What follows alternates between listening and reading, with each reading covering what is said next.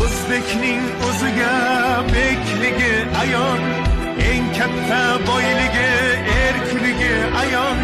Xalqining boshiga ish tushsa qachon, halovat neyligin unutgan bobom.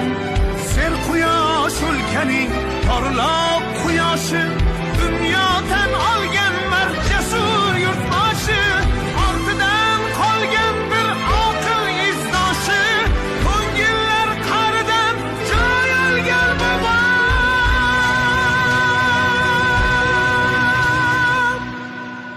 Xotira muqaddas, xotira aziz, nomingiz dillardan o'chmagay hargiz. Avlodlar